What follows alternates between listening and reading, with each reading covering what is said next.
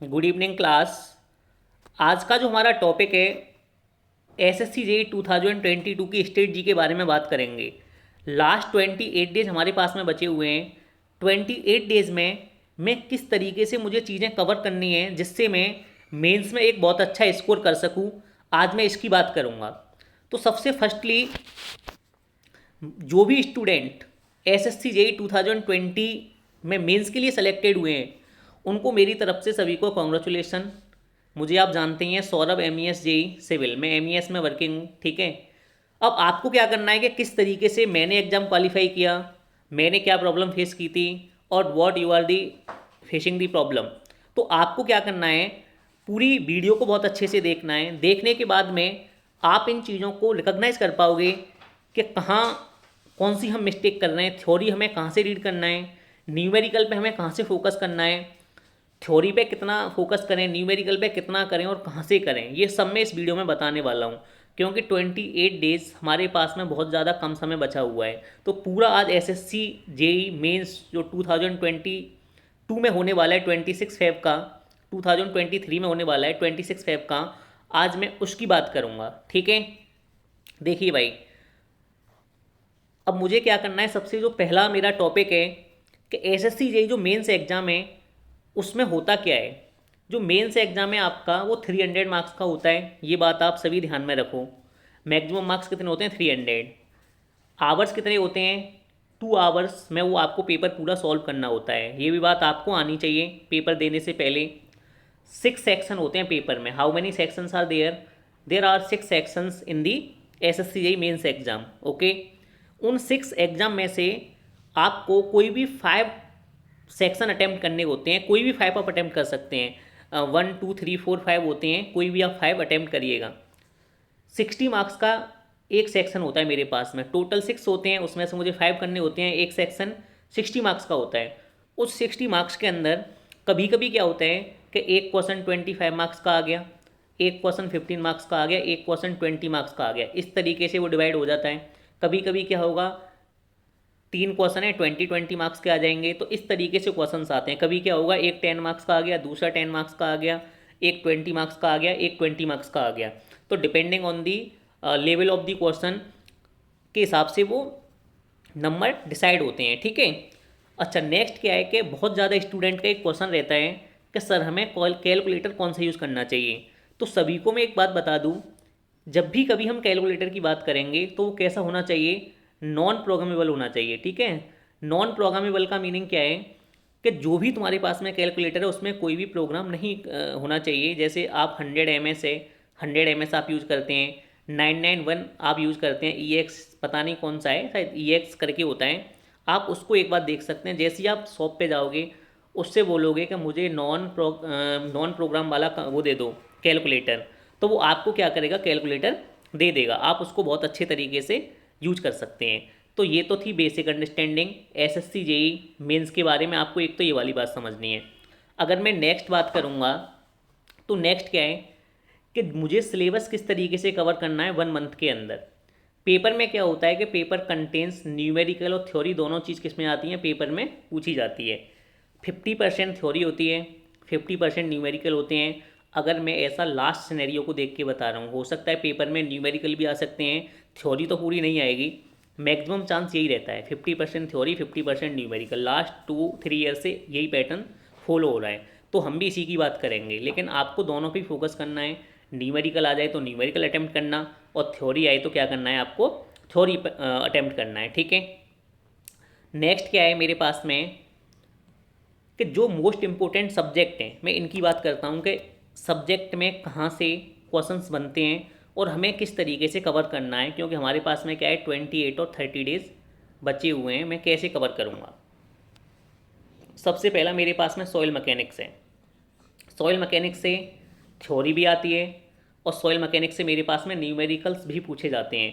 जैसे आपके पास में एक चैप्टर है सियर स्ट्रेंथ वाला, सियर स्ट्रेंथ वाले चैप्टर से थ्योरी का चांस बहुत ज़्यादा रहता है पूछने का। जो सबसे मेरे पास में फर्स्ट चैप्टर है वाटर रिलेशनशिप वाला, उसमें जो फॉर्मूला होता है वाटर कंटेंट फाइंड आउट करो, लिक्विड लिमिट फाइंड आउट करो, प्लास्टिक इंडेक्स क्या होता है, वहाँ से हमारे पास में क्वेश्चन आते हैं। जो वर्ड्स होते नहीं है वहाँ से एक क्वेश्चन बनता है। और मेरे पास में जो कंसोलिडेशन है वहाँ से थ्योरी का क्वेश्चन बन सकता है। अगर मैं फाउंडेशन की बात करूँगा, फाउंडेशन में क्या होता है, जो मेरे पास में टेस्ट होते हैं स्टैंडर्ड पेनिट्रेशन टेस्ट, ये क्वेश्चन यहाँ पे बहुत पूछे जाते हैं। तो हमें क्या करना है, सॉइल मैकेनिक्स में जब हम इसका प्रीवियस ईयर क्वेश्चन लगाएंगे एसएससी जेई का, तो हमें एक आइडिया डेवलप होगा कि कहाँ से वो क्वेश्चन पूछता है और किस लेवल का पूछता है। ठीक है, तो सॉइल मैकेनिक्स आपको इस तरीके से कवर करनी है। पहले आप सबसे पहले एसएससी जेई का प्रीवियस ईयर क्वेश्चन की एक बुक लेके आओ, उसको लगाना स्टार्ट करो जो इंपॉर्टेंट सब्जेक्ट है, और उसी के बेसिस पे आप बहुत अच्छा स्कोर कर सकते हैं। ज़्यादा कन्फ्यूज नहीं होना है कि सर हम कहाँ से करें कैसे करें। Don't need to be confuse, just you have to be try to solve all previous years questions of SSC JE exam. Next क्या है मेरे पास में, इन्वायरमेंट। इन्वायरमेंट में कहाँ से आता है, तुम्हें पता है सबसे ज़्यादा इंपॉर्टेंट कौन सा चैप्टर है, क्वालिटी पैरामीटर। जब हम बीटेक में थे, डिप्लोमा में थे, जब भी इस पर सबसे ज़्यादा फोकस करते हैं, क्वालिटी पैरामीटर आपको बहुत अच्छे से आना चाहिए। Sedimentation, oxidation pond, septic tank, इनका डिज़ाइन अच्छे से आना चाहिए। इनका डिज़ाइन भी पूछा जाता है, पूछने के लिए कुछ भी पूछ सकता है, लेकिन ये क्वेश्चन ऐसे हैं कि यहाँ से ज़्यादा चीज़ें पूछी जाती हैं। उसके बाद में इन्वायरमेंट से तुम्हारा थ्योरी भी बनेगा कि जैसे ऑक्सीडेशन बॉन्ड है उसकी डिज़ाइन, या कोई भी थ्योरी पूछ सकता है कि जो तुम्हारा डीक्लोरिनेशन है उसके स्टेप लिखो कैसे करेंगे। आरओ के बारे में पूछ सकता है, जियोलाइट प्रोसेस क्या होता है उसके बारे में पूछ सकता है, हार्डनेस के बारे में पूछ सकता है। नंबर थर्ड, सबसे सिंपल सब्जेक्ट, सबसे कम समय लेता है इसका क्वेश्चन सॉल्व होने में, इरीगेशन। इरीगेशन में हमें क्या करना है, लेसी थ्योरी रटा हुआ होना चाहिए, कैनेडी थ्योरी रटा हुआ होना चाहिए। अगर ये दोनों थ्योरी आप पे आती है ना, तो एक क्वेश्चन यहाँ से आपका 15 मार्क्स का बनेगा। क्वेश्चन आएगा, राइट द, जो डैम होता है ना, डैम को हम किस तरीके से बनाते हैं, ठीक है ना, किस तरीके से हम सिलेक्शन करेंगे साइट का डैम को बनाने के लिए, तो हमें उसके ऊपर क्वेश्चन को राइट डाउन करना पड़ सकता है। ऐसा क्वेश्चन आएगा तो वो हमें अपने दिमाग से ही लिखना है। सर्विंग की अगर मैं बात करूँगा, सर्विंग में क्या आता है, लोकल अट्रैक्शन बहुत इंपॉर्टेंट है। लोकल अट्रैक्शन का क्वेश्चन बहुत पूछा जाता है। कभी कभी मेरे पास में, आपने पढ़ा होगा HI मेथड होता है, एक राइज एंड फॉल मेथड होता है लेवलिंग में, यहाँ से मेरे पास में क्वेश्चन बहुत बनते हैं। तो ये भी आप पे आना चाहिए, राइज एंड फॉल वाला, लोकल अट्रैक्शन वाला आना चाहिए। और जो पहला वाला टॉपिक है करेक्शन वाला, ये भी आप पे आना चाहिए, यहाँ से बहुत क्वेश्चन बनते हैं। और जो लोकल अट्रैक्शन वाला है ये तो हर एग्जाम में ही आता है 90%, तो ये भी आप पे क्या है, आना चाहिए। नंबर नेक्स्ट अगर मैं बात करूँगा तो मेरे पास में आ रहा है OCF। अगर मैं OCF की बात करूँगा तो OCF में क्या है, मोस्ट इफ़िशियंट चैनल आपने पढ़ा होगा, मोस्ट इफ़िशियंट चैनल, यहाँ से डेरिवेशन भी आ सकता है, क्वेश्चन भी आ सकता है, ठीक है ना। ये आपको बहुत अच्छे तरीके से OCF भी करना है। अच्छा, इसी के साथ में बात आती है फ्लूइड मैकेनिक्स की। फ्लूइड मैकेनिक्स में क्या है, आपका वेंचुरी मीटर है, ठीक है, आपका ऑरफिश मीटर है। मतलब फ्लूइड मैकेनिक्स से ज़्यादा क्वेश्चन नहीं आते हैं। एक क्वेश्चन टरबाइन से ज़रूर पूछा जाता है, हर बार पूछा जाता है, वो आप कर सकते हैं। और OCF में तो यहीं से क्वेश्चन बनेगा नॉर्मल सा। अगर आप फॉर्मूला भी जानते हैं तो ओपन चैनल फ्लो का आप क्वेश्चन बहुत अच्छे तरीके से कर सकते हैं। BMC, building material and construction, पूरा थ्योरी है। एक बार SSC का क्या करना है, PYQ लगाना है। PYQ लगाने के बाद में आपको एक आइडिया हो जाएगा, देन आपको समझ में आ जाएगा कि मुझे कौन सी थ्योरी रीड करनी है। आपको थ्योरी एक बार रीड करनी है, रीड करने के बाद में पॉइंट के फॉर्म में अपने दिमाग में सेट करना है। जब भी एग्जाम आएगा, क्वेश्चन आपके आएगा सामने, तो पॉइंट वाइज उन्हें क्या करना है, लिखते जाओ। 10 मार्क्स का क्वेश्चन है, 10 पॉइंट 8 पॉइंट आप लिख सकते हैं। जैसे आ गया कि डिफेक्ट ऑफ सीजनिंग, जो टिम्बर होता है उसके डिफेक्ट के बारे में बताओ, सीजनिंग ऑफ टिम्बर के बारे में राइट डाउन करो। इस तरीके से क्वेश्चन आएंगे, what are the advantage of timber. तो वो हम अपने जितना हम जैसे बीटेक में पढ़ते हैं उसके बेसिस पे भी हम क्या कर सकते हैं, चीज़ों को राइट डाउन कर सकते हैं। तो थ्योरी की ज़्यादा टेंशन नहीं लेनी है। बहुत सारे स्टूडेंट मैसेज करते हैं कि सर थ्योरी कहाँ से करें, तो पहले हमें न्यूमेरिकल पे फोकस करना है, after that we will move on the theory. अगर आप न्यूमेरिकल अच्छे से करेंगे तो थ्योरी हो जाती है। और देखो भाई, और मेरे पास में इम्पोर्टेंट सब्जेक्ट कौन सा है, हाईवे। सबको पता है OSD, SSD, मतलब जो डिजाइनिंग वाला चैप्टर है वो सब पे आना चाहिए। एक डिजाइनिंग वाला चैप्टर अगर आप सब पे आता है तो ये मान लो कि अगर क्वेश्चन आएगा तो यहीं से आएगा। और इस बार तो मैक्सिमम चांस OSD का आने का है, क्योंकि जब हमने पेपर दिया था 2020 में, जब OSD का क्वेश्चन आया नहीं था, उस टाइम पे जो पेपर था एक तरीके से कह ही नहीं सकते, अनएक्सपेक्टेड टाइप का पेपर था। तो OSD या SSD आपका पूछा जाएगा, तो आप ये करके जाइए। दूसरा मतलब पूरा डिजाइनिंग वाला सुपर एलिवेशन है, ये सब आप करके जाइए। एस्टिमेटिंग कॉस्टिंग बहुत इंपॉर्टेंट है, ये आप पे आना चाहिए। सॉल्वेज वैल्यू क्या होती है, सिंकिंग फंड क्या होता है, स्क्रैप वैल्यू क्या होती है, यहीं से क्वेश्चन बनेगा। तो ये भी आप पे बहुत अच्छे तरीके से आना चाहिए। सॉल्वेज वैल्यू रटा हुआ होना चाहिए, क्वेश्चन आता है। स्क्रैप वैल्यू क्या होती है, सिंकिंग फंड क्या होता है, इसको रट लेना, ये क्वेश्चन हर बार पूछा जाता है अभी तक जितने एग्जाम हुए हैं, ये बोनस है। बात आती है आरसीसी की। अगर हम आरसीसी की बात करेंगे तो आरसीसी में मेरे पास में क्या रहता है, एक तो मेरे पास में होता है वन वे स्लैब। तो वन वे स्लैब 25 मार्क्स का क्वेश्चन आता है, बहुत अच्छे से आना चाहिए आप पे। और आप करो डिज़ाइन ऑफ बीम, ये आप पे बहुत अच्छे से आना चाहिए, डिज़ाइन ऑफ बीम। अगर आपने ये दो चीज़ कर ली तो आरसीसी का काम खत्म। एक बार कॉलम की डिज़ाइन देखो, कॉलम कैसे डिज़ाइन करते हैं, फुटिंग कैसे डिज़ाइन करते हैं, एक क्वेश्चन कॉलम डिज़ाइन करने का, वन वे स्लैब डिज़ाइन करने का, ये तो रटा हुआ होना चाहिए। 25 मार्क्स का आएगा और हर बार आता है, क्योंकि बड़ा क्वेश्चन होता है, टाइम ज़्यादा लेता है, हर बार आता है। और design of beams as well as WSM और LSM दोनों मेथड से करना है। ये ध्यान में नहीं रखना है कि मैं WSM करके जाऊँगा, LSM को छोड़ के जाऊँगा, या LSM से करके जाऊँगा, WSM को छोड़ के जाऊँगा, ये बिल्कुल भी नहीं चलेगा। पेपर में कुछ भी पूछा जा सकता है, WSM LSM कोई भी पूछा जा सकता है। DSS से लोगों को डर लगा रहता है, डिज़ाइन ऑफ स्टील स्ट्रक्चर। अगर आपको डर लग रहा है, आपके पास में 28 डेज़ का टाइम है, देन यू कैन इसको छोड़ दो, इस सब्जेक्ट को, इसमें परेशान नहीं होना है। स्ट्रेंथ ऑफ मटेरियल सबसे ज़्यादा important, SFD and BMD her bar question आना है, हर बार आएगा। अगर आप ये SFD BMD भी करके जाओगे ना तो ये आपका क्वेश्चन आएगा 25 मार्क्स का, 20 मार्क्स का, ये आपका बोनस है। तो ये आपको बहुत अच्छे से करना है, मतलब SFD BMD बहुत अच्छे से करना है, डिफ्लेक्शन वाला चैप्टर करना है। इससे क्या है कि आप इसका क्वेश्चन कर सकते हो और पूरे में से पूरे मार्क्स आपको मिलेंगे, ठीक है। ये तो बात थी मेरे सब्जेक्ट की कि कौन सा सब्जेक्ट किस तरीके से करना है। थ्योरी की मैंने आपको बताई दी है, थ्योरी जो प्रीवियस ईयर में है उसको आप ज़्यादा पढ़िए। सॉइल मैकेनिक्स को एक बार पूरा पढ़ के डाल दो, जिससे क्या है कि अगर थ्योरी बनती है, BMC में से थ्योरी बनती है, तो आप उसको बहुत अच्छे तरीके से राइट डाउन कर पाओ। और मैंने बता दिया है कि आप थ्योरी पूरी रटनी नहीं है कि रटने में लगे हुए हैं और एक ही क्वेश्चन कर पाओगे। थ्योरी पॉइंट वाइज लिखना है, अपने मन से राइट डाउन करना है, उससे रिलेटेड थ्योरी को लिखना है। और एक इसमें सब्जेक्ट और बचा है मेरा रेलवे।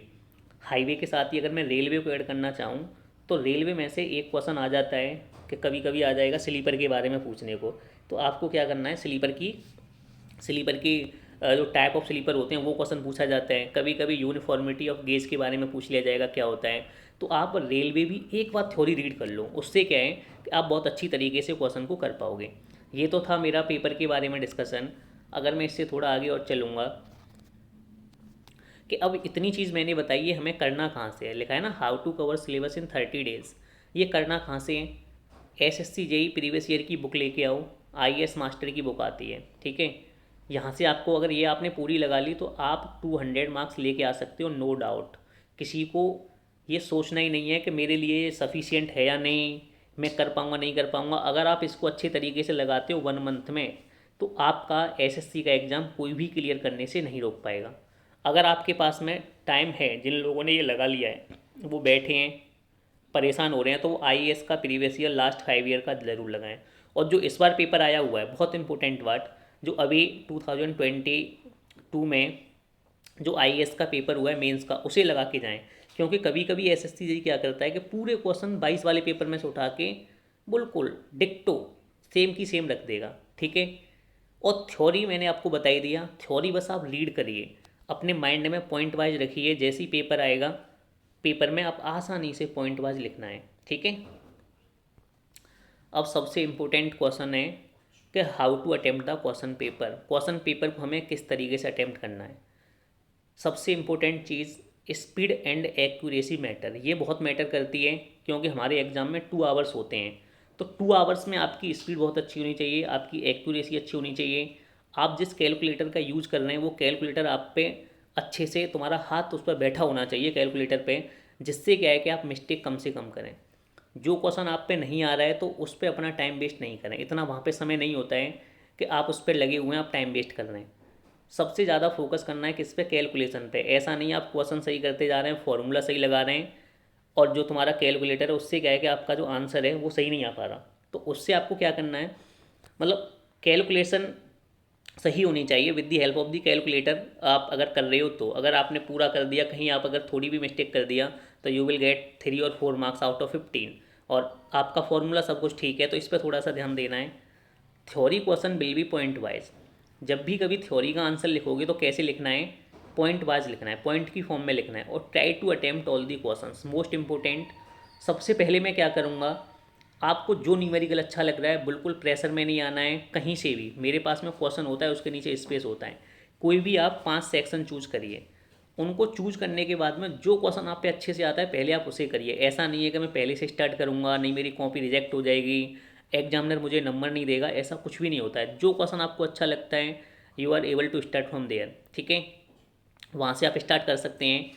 और ये जो मैंने बात बताई है try to attempt all the question, ये कैसे करना है, पहले आपको वो क्वेश्चन करने हैं जो आप पे बहुत अच्छे तरीके से आते हैं। जब आपके वो क्वेश्चन हो जाते हैं then still you have the time, then you will move those question you are not able to solving all them. Then फिर क्या करोगे, उन क्वेश्चनों को आप पॉइंट वाइज, जैसे थ्योरी के क्वेश्चन है तो थ्योरी लिखोगे, अगर कोई न्यूमेरिकल का क्वेश्चन है, अगर आप उसका फॉर्मूला जानते हैं तो आप उसका फॉर्मूला राइट डाउन करके छोड़ दोगे और थोड़ा बहुत कैलकुलेशन करोगे तो यू विल गेट 1 और 2 मार्क्स, ठीक है। तो कहीं ना कहीं आपका नंबर इंक्रीज होगा ही। ये आपको करना है, ये पूरी इसमें बात थी। और एक आप जोश के साथ में, जब आप जॉब में आओगे तो आपको बहुत मज़ा आएगा, ठीक है। तो अच्छी तरीके से ये आपके लिए मोटिवेशन है कि बहुत अच्छे तरीके से आप इस पेपर को कैसे भी करके क्वालिफाई करो। और इस बार एक्चुअल में क्या है ना, जो वैकेंसी हैं वो काफ़ी अच्छी वैकेंसी हैं। अब जैसे अगर मैं वैकेंसी की बात करूँ कितनी वैकेंसी होने वाली हैं, तो अगर मैं सिविल की बात करूँ तो सिविल में एक्चुअल में क्या है कि 15,000 कुछ बच्चे सेलेक्ट हुए हैं। जब हमने एग्ज़ाम दिया था तो मेंस के लिए 8 टाइम्स स्टूडेंट बुलाए थे। 8 टाइम्स अगर मैं यहाँ निकालूंगा 8 टाइम्स, तो इसका मीनिंग है कि सिविल की मेरे पास में कितनी वैकेंसी हैं, 2,000 वैकेंसीज आर देयर। 2,000 वैकेंसी हैं, उसमें से 800 to 900 वैकेंसी मेरे पास में BRO की होने वाली हैं, ठीक है। उसके बाद में कम से कम नहीं तो 641, ये तो फिक्स है, CPWD में आने वाली हैं, ये हो जाएगी 5। और उसके बाद 200 से लेके 300 मेरा MES में आने वाला है, ठीक है। और बाद बाकी CWC में आ जाएगा मेरा 200। तो इस तरीके से इतना अच्छा वैकेंसी आपको मिल रहा है, बहुत अच्छा। तो आप सभी इस पर फोकस करिएगा एक जोश के साथ में अपने घर वालों के लिए। भाई घर वाले बहुत मेहनत करते हैं ना हमारे लिए, तो हमें भी क्या करना है कि उनके लिए बहुत मेहनत करनी है। और इस बार एनी हाउ पूरा जोश लगा के, पूरी ताकत लगा के हमें क्या करना है कि किसी भी कंडीशन में ये एग्ज़ाम क्वालिफाई करना है, ठीक है। अपने माइंड में बना लो कि ये मेरे पास में लास्ट एग्ज़ाम है और मैं इसे क्वालिफाई करूँगा, ठीक है।